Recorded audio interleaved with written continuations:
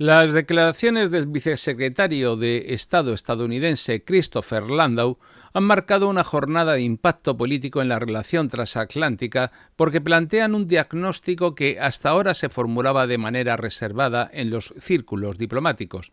La afirmación de que la burocracia de Bruselas conduce a la destrucción de Occidente y la enumeración detallada de políticas europeas consideradas nocivas por Washington introducen un cambio de tono que refleja la posición estratégica norteamericana tras la reunión ministerial de la OTAN. El mensaje sostiene que existe una discrepancia profunda entre el comportamiento de los Estados europeos cuando actúan como miembros de la alianza y cuando intervienen en el marco comunitario. No es lo mismo. Perdón. Mientras que la OTAN insiste en la centralidad de la cooperación transatlántica para la seguridad común, en la Unión Europea, esos mismos países impulsan una línea política divergente en materias esenciales como migración, regulación digital, transición climática, fiscalidad supranacional y orientación exterior. Esta dualidad constituye, según Landau, un problema estructural que no puede prolongarse sin consecuencias para la propia Unión Europea. El diplomático explica que los países europeos, al adoptar decisiones colectivas dentro de la Unión Europea, sostienen políticas abiertamente contrarias a los intereses estratégicos de Estados Unidos. Entre las medidas señaladas se encuentran el apoyo a regímenes adversos como la Cuba comunista, la apertura de fronteras en un contexto de tensión demográfica, la cesión de soberanía nacional en favor de organismos multilaterales, la imposición de regulaciones que afectan a la libertad de expresión y la orientación climática que, desde la perspectiva estadounidense, erosiona la base industrial y energética del continente. Todo ello se interpreta como un proceso de debilitamiento de la capacidad occidental para sostener un proyecto común en un entorno de competición global. Landau afirma que esta incoherencia no puede continuar y plantea una disyuntiva: o las grandes naciones europeas actúan como socios en la protección de la civilización occidental o renuncian a ese papel. La advertencia afecta al núcleo de la relación transatlántica porque cuestiona la utilidad geopolítica de una Unión Europea cuya estructura institucional puede generar decisiones contrarias a los compromisos asumidos en el ámbito atlántico. La única respuesta inmediata ha procedido de Kaja Kallas, jefa de la política exterior europea, que intervino en el foro de Doha para subrayar que Estados Unidos sigue siendo el principal aliado del continente. Reconoce la existencia de críticas y admite que algunas son fundadas. Su afirmación introduce un componente importante en la discusión porque expresa que dentro de la Unión Europea existe conciencia de que determinadas políticas generan fricciones con Washington, especialmente en ámbitos como la regulación digital, la orientación energética y la gestión fronteriza. Italia interpreta el mensaje como la confirmación de un fenómeno que se ha venido observando desde hace años. Estados Unidos concentra su estrategia en la rivalidad con China y considera que la Unión Europea resulta de escasa utilidad en este escenario. Guido Crosetto, ministro de Defensa italiano, afirma que la competencia global exige claridad y que la declaración norteamericana exterioriza un proceso en el que Washington redefine sus prioridades y ajusta su política de alianzas en función de ellas.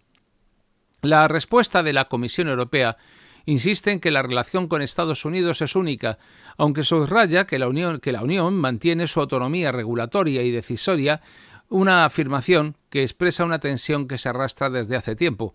Europa desea preservar un modelo político y normativo propio, pero depende de Estados Unidos en materia de seguridad. El equilibrio entre estas dos realidades es cada vez más difícil de sostener. La Comisión argumenta que las decisiones europeas se toman en Europa y para Europa, incluidos los marcos que regulan la libertad de expresión, o mejor dicho, la censura, y el orden internacional supuestamente basado en las normas de la represión de la Unión Europea. Esta defensa introduce, sin embargo, una cuestión esencial. La Unión Europea concibe la regulación como un instrumento de proyección política, mientras que Estados Unidos la interpreta como un obstáculo estratégico en un escenario global donde la rapidez, la flexibilidad y la capacidad industrial son determinantes. A esta situación se añade un elemento especialmente delicado. La acusación explícita de censura por parte de Washington no ha recibido respuesta en Europa. Quien calla, otorga. La Comisión Europea evitó entrar en el fondo del asunto y se limitó a reiterar que la regulación digital forma parte de sus competencias, pero no ofreció una explicación que aclarase por qué determinadas medidas, señaladas por Washington y por Estados Unidos como restrictivas de la libertad de expresión, se consideran compatibles con los principios democráticos y liberales que la propia Unión Europea dice defender. El silencio europeo en este punto revela una vulnerabilidad política evidente porque Landau ha colocado en el centro del debate una cuestión que afecta a la legitimidad interna del proyecto comunitario, de la dictadura de Bruselas.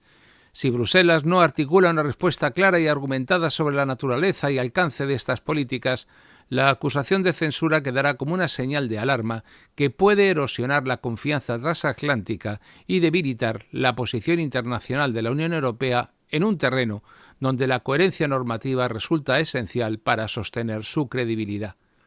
Este episodio se desarrolla en un contexto caracterizado por la guerra de Ucrania, la presión migratoria, la transición energética y la rivalidad con China.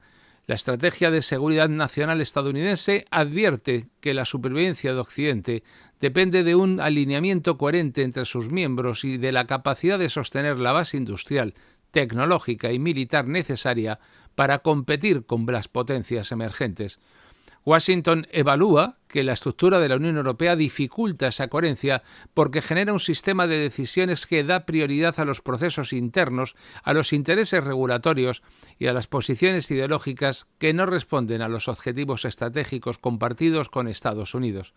La crítica a la burocracia europea está vinculada a esta percepción. Desde la óptica norteamericana, Bruselas impulsa una agenda que, aunque legítima para Europa, introduce incoherencias que se proyectan como riesgos para el conjunto occidental.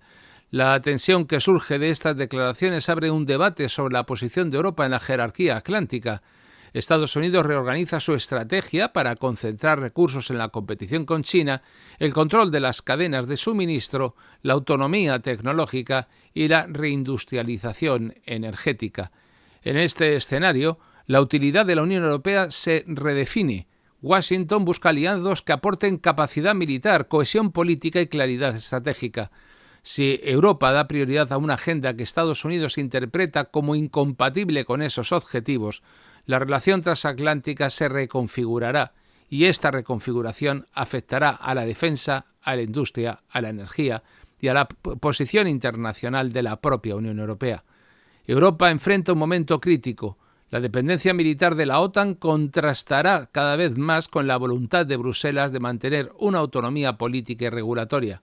Y para sostener esa autonomía, Europa necesita capacidad industrial, cohesión interna y un proyecto estratégico claro, elementos que hoy están sometidos a tensión.